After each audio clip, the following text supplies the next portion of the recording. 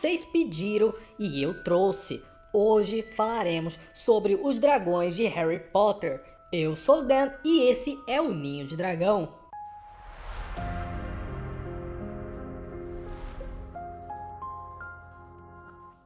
Só para avisar que a maioria das pessoas que assistem os vídeos não são inscritas no canal, então se inscrevam para receber as novidades. Hoje não falaremos sobre cada espécie com detalhes, falaremos sobre os dragões como um todo.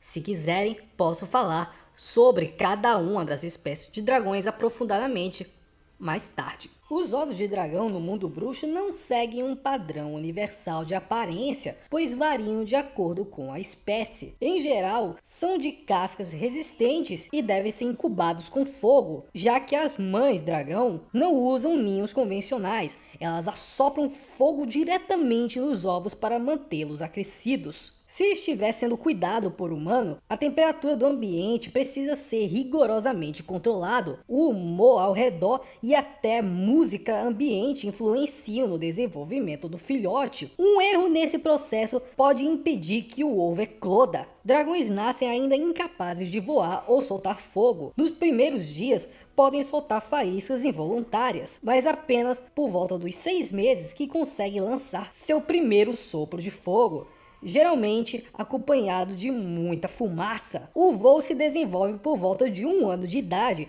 e a maturidade completa é só atingida aos 2 anos, quando estão prontos para viver sozinhos. Durante seu crescimento, sua aparência varia conforme a espécie. Há dragões com escamas metálicas, olhos opalescentes, cristas dorsais, caudas pontiagudas e chifres dourados ou negros. Dragões adultos podem atingir tamanhos colossais, como o barriga de ferro craniano, o maior já registrado. Suas peles são praticamente imunes à maioria dos feitiços. Suas asas permitem voos longos e suas garras e caudas são armas mortais.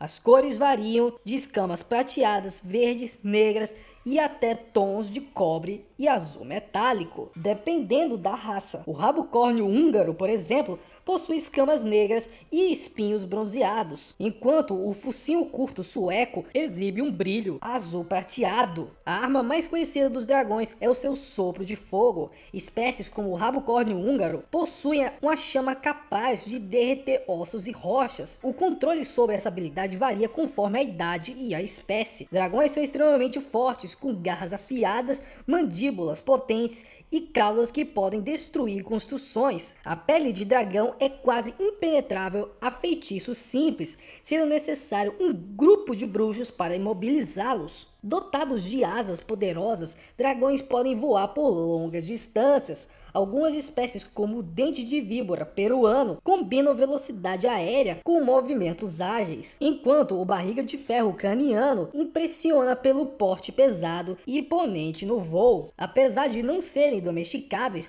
os dragões demonstram instinto territorial, comportamento social complexo e até um certo nível de inteligência. Algumas espécies reagem positivamente à música ou são atraídas por gestos de respeito e cuidado, como demonstrado por Norberto ou Norberta, o dragão de Hagrid. Suas escamas funcionam como uma armadura mágica natural.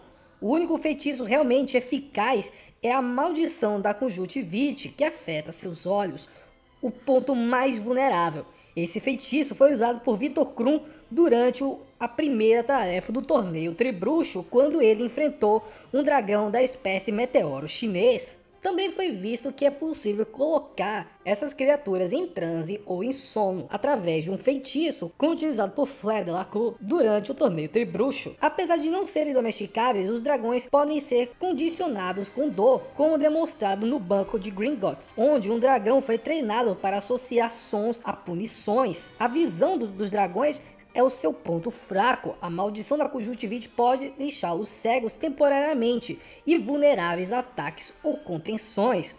Dragões não gostam de dividir espaço, são extremamente territoriais, mesmo entre si. Raramente mais de 3 dividem uma mesma área, com exceção do meteoro chinês, que toleram outros da mesma espécie. A criação de dragões envolve riscos constantes e conhecimento avançado. A alimentação dos filhotes exige baldes de conhaque com sangue de galinha a cada 30 minutos. um pequeno erro pode ser fatal. Mesmo sendo estudados e admirados, os dragões não podem ser mantidos como animais de estimação. Sua presença chama a atenção dos trouxas e impõe riscos ao Instituto Internacional de Sigilo e Magia. Diferente de outros animais, os dragões não podem ser treinados de forma tradicional. Eles não reconhecem autoridade humana e dificilmente criam laços afetivos com bruxos, diferentes de outros universos, como o de Contenance o Dragão, onde os dragões facilmente adquirem amizade com os humanos. Dragonologistas especializados como Carlinhos Weasley atuam em reservas protegidas, onde o manejo é feito com extrema cautela e muita experiência. Em casos excepcionais, dragões podem ser condicionados com feitiços, música ou tortura, mas nunca domesticados de verdade. Os dragões são agressivos por natureza, atacando sem provocação em muitas ocasiões, como no caso do incidente de Ilfracombe. Ainda assim, há relatos de exemplares amigáveis com humanos, sugerindo uma personalidade volátil e instável. As fêmeas são geralmente maiores e mais dominantes. Algumas espécies expulsam os machos de seu território. O comportamento também muda de acordo com o ambiente.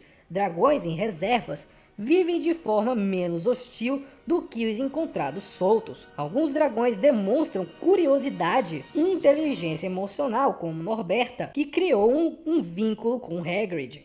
Um dos casos que demonstram como essas criaturas não podem ser simplesmente contidas foi um evento histórico que aconteceu em Londres, o Grande Incêndio de 1666, um dos eventos mais marcantes envolvendo dragões na história da humanidade. Embora muitas versões apontem para diferentes causas, os trouxas atribuem o incêndio a uma padaria. Muitos bruxos acreditam que o grande incêndio de Londres foi na verdade causado por um dragão fora de controle. Registros antigos atribuem o desastre a um dragão verde galês que teria escapado de um cativeiro próximo ao centro da cidade. O que torna este caso mais interessante é que o dragão em questão foi um verde galês, considerado uma das espécies que menos causam problemas a humanos, o que mostra que até os mais calmos podem causar grandes estragos. Os dragões vivem em reservas protegidas, localizados longe de áreas humanas, como o Santuário da Romênia, onde Carlinhos Weasley trabalha e estudou dragões. E lá é um dos locais que possuem várias espécies de dragões. Alguns desses santuários são especializados em espécies específicas, como o Santuário do Dragão Chinês, Lar dos Meteoros Chineses, e entre outros santuários ao redor do mundo, como Hébridas, onde o clã McFust cuidava de dragões da espécie negro das Ilhas Hébridas. O país de Gales,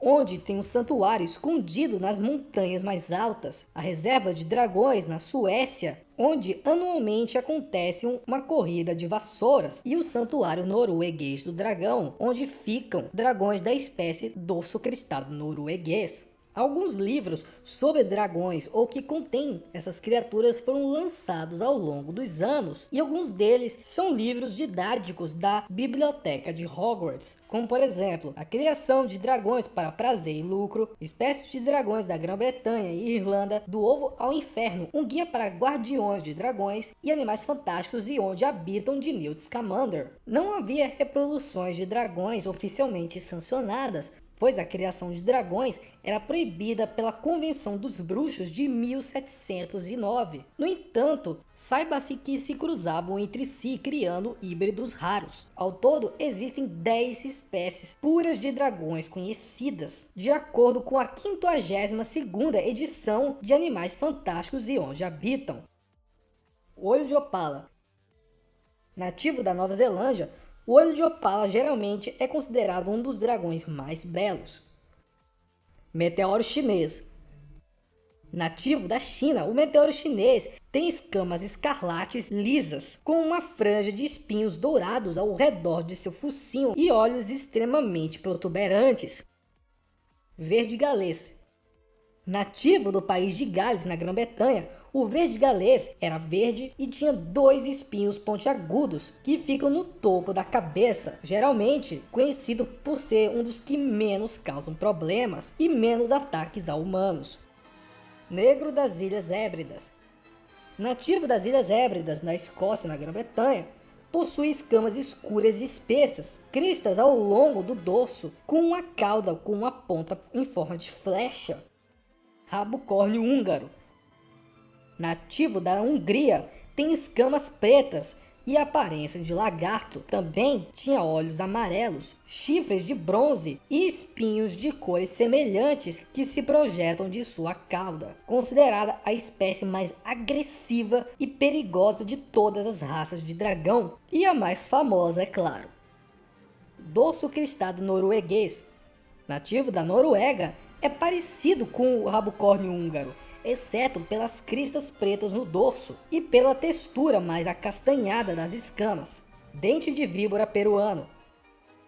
Nativo do Peru, suas escamas eram lisas e de cor cobre. Também tinha marcas pretas na crista e chifres curtos na cabeça. É altamente venenoso, além de ser a menor e mais rápida raça de dragão conhecida. Chifre longo romeno.